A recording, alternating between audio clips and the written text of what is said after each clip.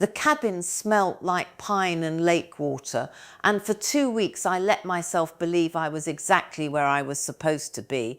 Margaret had driven me up there herself, helped me carry my suitcase into the small bedroom with the window overlooking the water. "You've earned this," she'd said, squeezing my hand. Let those girls take care of things for once. Melissa had suggested the trip 3 weeks earlier, over Sunday dinner at her place. "Mom, you look tired," she'd said, setting down a plate of overcooked chicken. "When's the last time you took a real break?" Courtney had nodded enthusiastically, her perfectly manicured nails drumming against the table.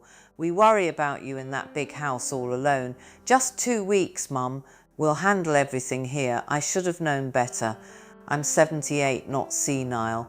But I wanted to believe my daughters cared, that their concern was genuine. So I said yes." The cabin was peaceful. I read 3 novels, walked along the shore every morning, watched the sunset paint the sky orange and pink. I thought about Gerald, how he'd loved places like this, how he'd always talked about us retiring somewhere quiet.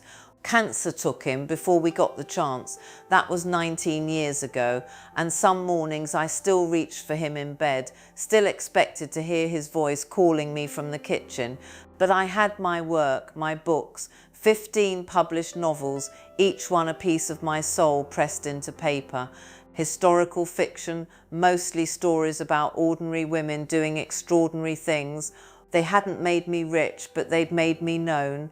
Small press, modest sales, book clubs in libraries across Iowa and Nebraska and Minnesota. The kind of success that mattered because it was real. And the manuscripts, all the manuscripts, boxes of them in my office, stories I'd written but never published, journals I'd kept since I was 23, letters Gerald had sent me during his time in Vietnam, 40 years of words, my legacy, the thing I planned to leave behind when my body finally gave out. When Margaret picked me up from the cabin on that Sunday afternoon, I felt rested for the first time in months. "You look good," she said, studying my face as I climbed into her car. "Like yourself again." "I feel good," I told her, and I meant it. The house looked normal from the outside. Same white paint, same blue shutters, same rose bush by the mailbox that I'd planted the year Melissa was born. I thanked Margaret, waved as she pulled away, carried my suitcase up the front steps. The key turned smoothly in the lock, the door opened, and I knew immediately that something was wrong. The living room was too neat, not clean. I always kept it clean, but empty. The small bookshelf by the window, the one that held my published novels, and Gerald's collection of World War II histories was gone, just gone. In its place sat a generic potted plant I'd never seen before. My chest tightened. I set down my suitcase and walked toward my office, my feet moving faster with each step.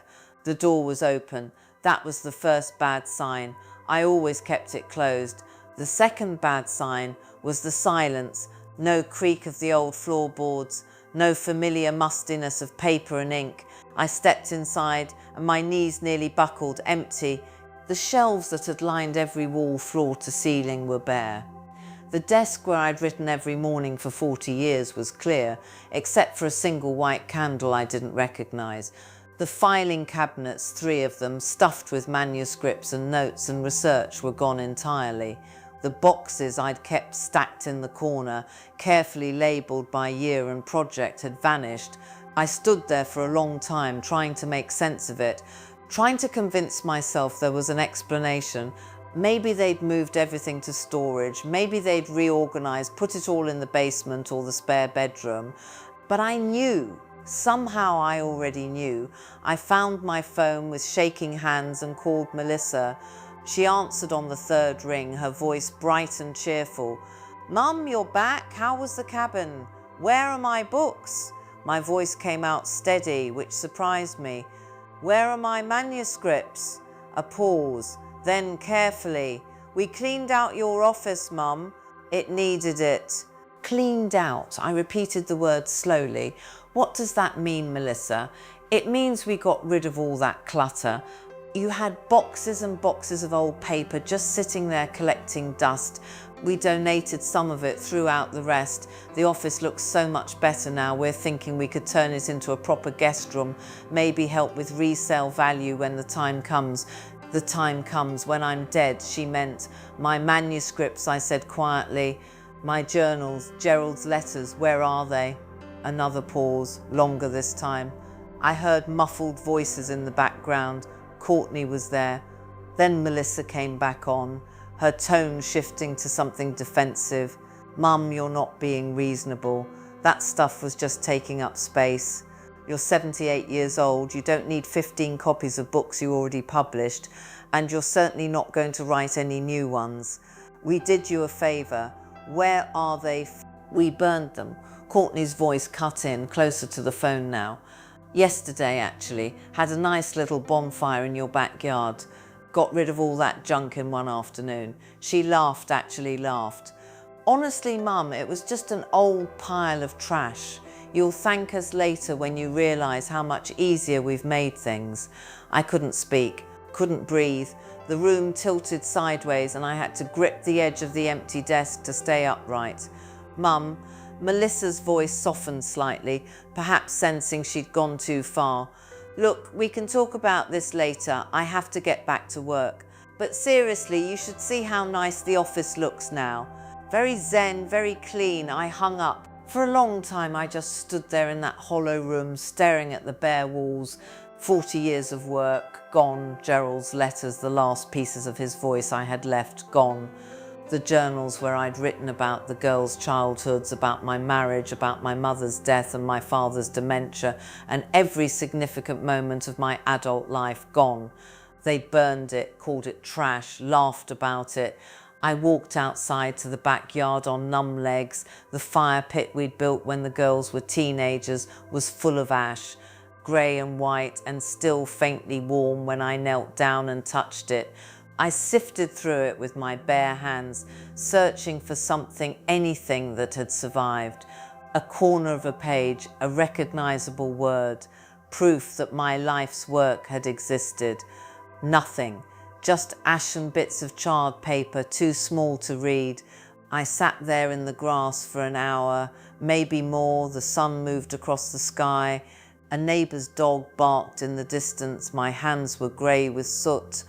And then, slowly, something hardened inside my chest. Not anger exactly.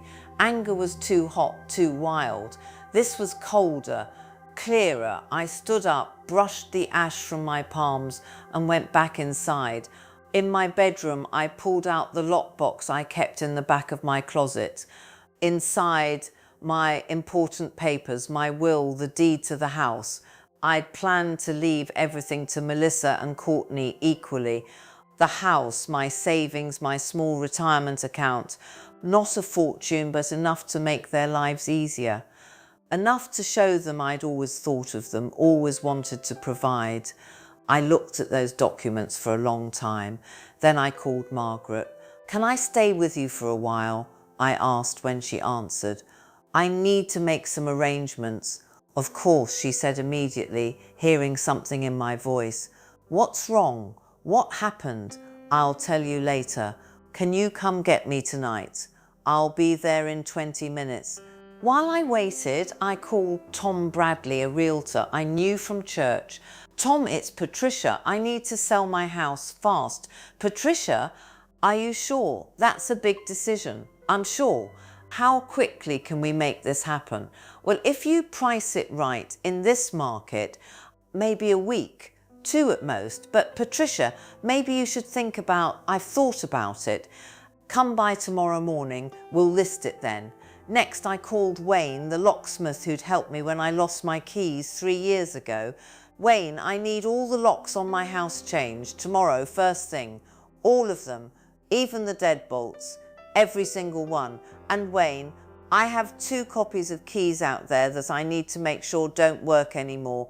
Can you do that?" "Sure can. 8 a.m. work for you?" "Perfect."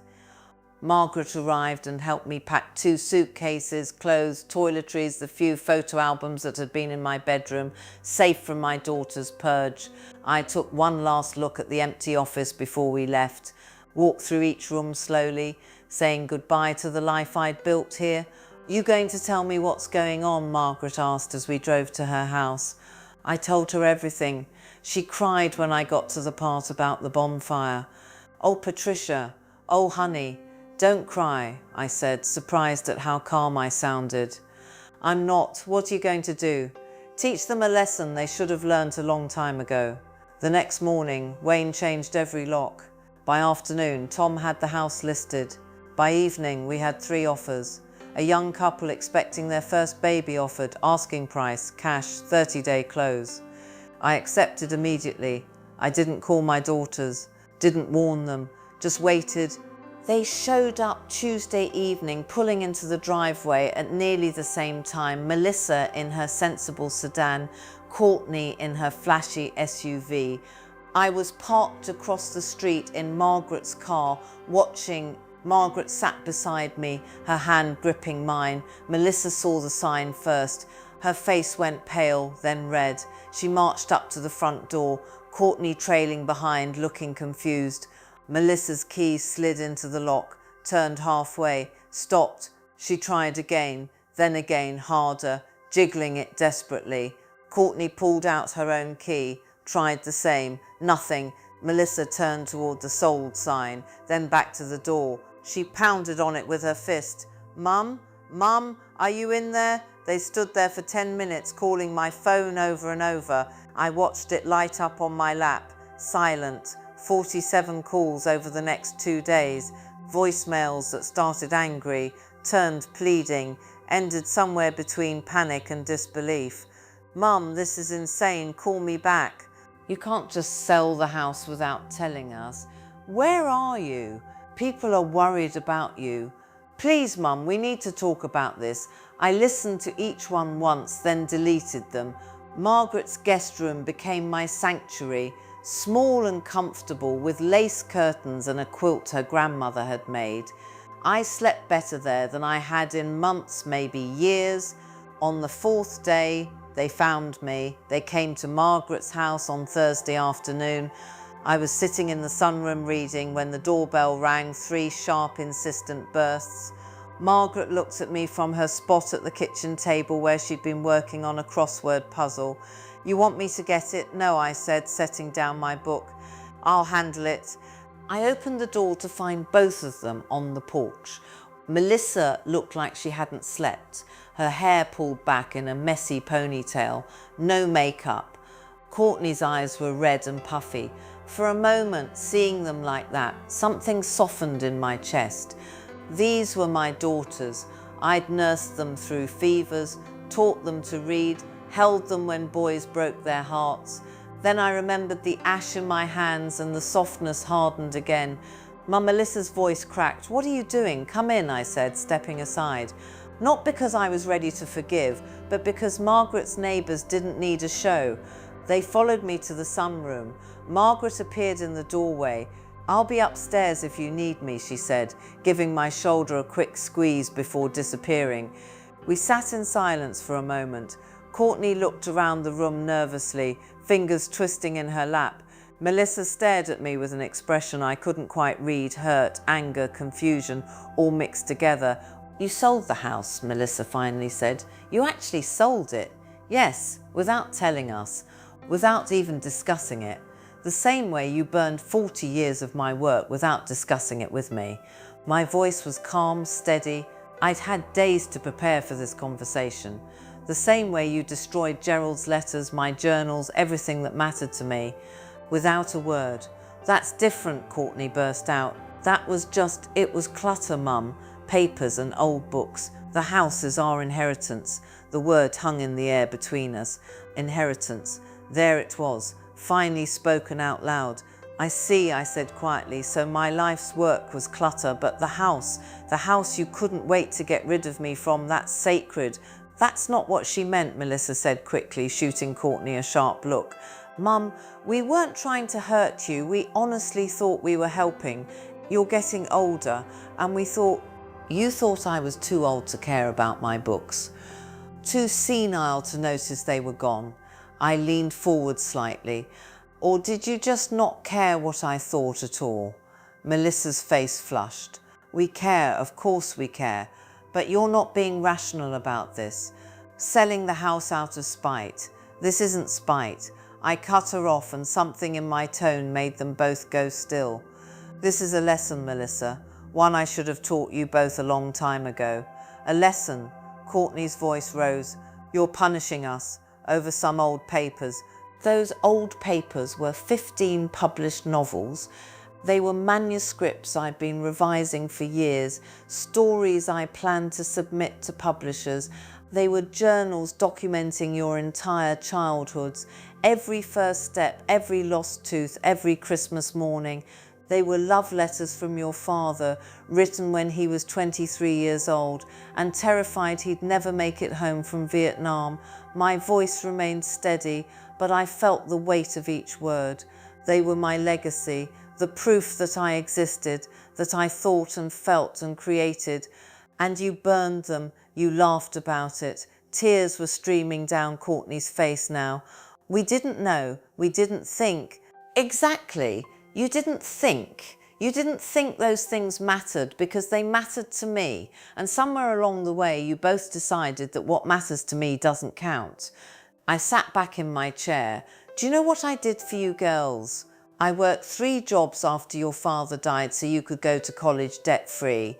I gave you both down payments for your first houses. When Courtney's boutique was failing 5 years ago, I gave her $20,000 from my retirement account.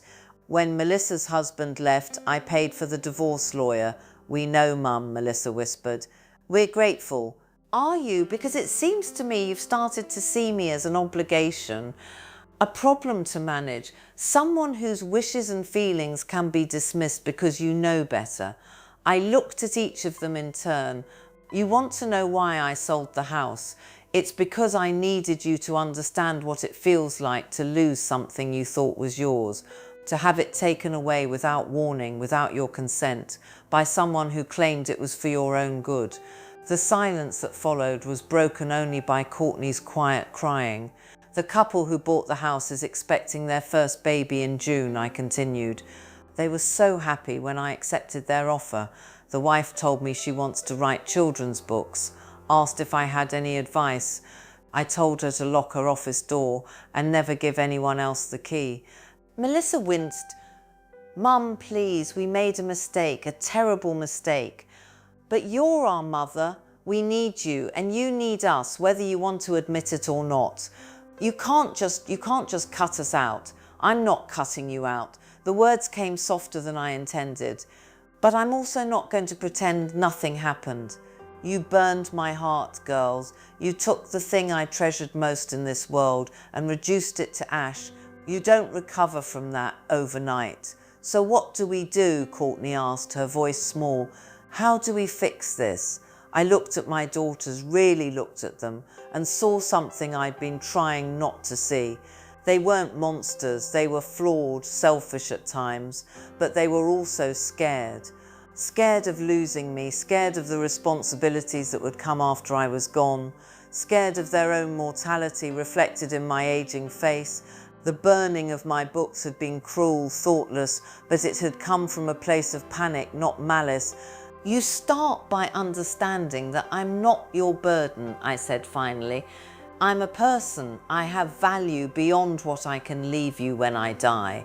My thoughts matter. My work matters. My life, even at 78, is still my own to live. We know that, Melissa said, but her voice was uncertain.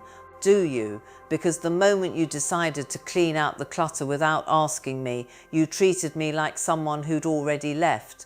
Like my preferences didn't matter anymore because you'd already started dividing up the estate. I paused. I have news for you both. I plan to live another 20 years. And in those 20 years, I'm going to do exactly what I want. I'm going to write new books. Yes, even at my age. I'm going to spend my money on myself. I'm going to make my own decisions. And I'm going to stop sacrificing my dignity to make your lives easier. Where will you live? Melissa asked quietly. Margaret's offered me her guest room for as long as I need it. After that, we'll see. Maybe I'll rent an apartment. Maybe I'll buy something small, I smiled slightly. Maybe I'll take the money from the house sale and travel. I always wanted to see Ireland. Ireland? Courtney looked shocked, as if I'd suggested Mars. I'm 78, not dead. Your father and I always talked about going. Never did. Maybe it's time. They exchanged glances, and I could see them struggling to reconcile this version of me, independent, angry, unpredictable, with the accommodating mother they'd always known. Can we? Melissa started again. Can we help you? With whatever you decide to do. I don't need your help, but if you want to rebuild our relationship, you can start by respecting me, by asking before deciding, by understanding that being old doesn't make me incompetent or invisible. I stood up, signaling the conversation was ending. And you can both figure out how to take care of your own lives without counting on my house or my money to bail you out. They stood too, uncertain. At the door, Melissa turned back. Mum, I really am sorry about the books. If I could take it back, but you can't. I met her eyes. That's the point. Some things once destroyed are gone forever. You'll have to live with that, and so will I. After they left, Margaret came downstairs and found me standing by the window, watching their cars disappear down the street. You okay? She asked. I think so. I turned to her. Did I do the right thing? Did it feel right? I thought about that, about the look on their faces when they realized I was serious, about the fear and confusion and finally a glimmer of understanding. Yes, I said, it felt necessary. Then it was right. 3 months later, I was sitting at a desk in my new apartment, a small one-bedroom, in a building for active seniors, with a view of the park and a community room where book clubs met on Tuesdays, when my phone rang. Melissa. I'd talked to both girls a handful of times since that day at Margaret's. Brief, polite conversations. They were learning slowly to interact with me as a person rather than a project. It wasn't easy for any of us. Mum, I have something for you, Melissa said. Can I come by? When she arrived an hour later, she was carrying a cardboard box. What's this? I asked, letting her in. Just open it. Inside were notebooks, at least a dozen of them, spiral bound, filled with handwriting I recognized as Melissa's. What? I've been writing down everything I remember, she said quietly, about growing up. Stories you used to tell us about Dad, about your parents, about when you were young, holidays, vacations, the little things. I know it's not the same as what we destroyed. I know it doesn't come close, but I thought I wanted you to have something, some kind of record. I pulled out one of the notebooks, opened it to a random page. Mum used to make this terrible casserole with tuna and potato chips that Dad pretended to love. Years later, she told me he'd actually hated it but didn't want to hurt her feelings. She cried, laughing when she said it. I'd forgotten that story completely. Seeing it there, preserved in my daughter's careful handwriting, made my throat tight. Courtney's doing the same thing, Melissa continued. We're going to put together as much as we can remember. It won't replace your journals, but maybe. She trailed off, looking uncertain. I set down the notebook and pulled her into a hug. She went rigid with surprise for a moment, then melted into it, and I felt her shoulders shake with quiet sobs. Thank you, I whispered. This means more than you know.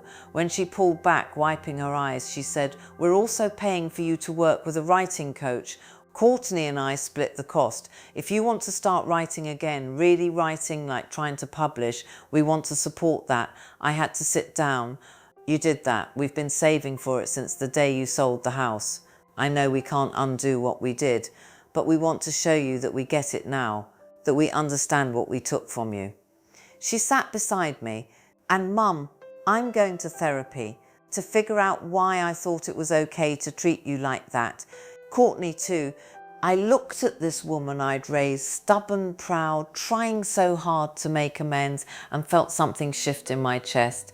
Not forgiveness, not yet, not entirely, but something softer, the beginning of it. I went to Ireland, I told her, last month, spent 2 weeks there. You did. She looked stunned.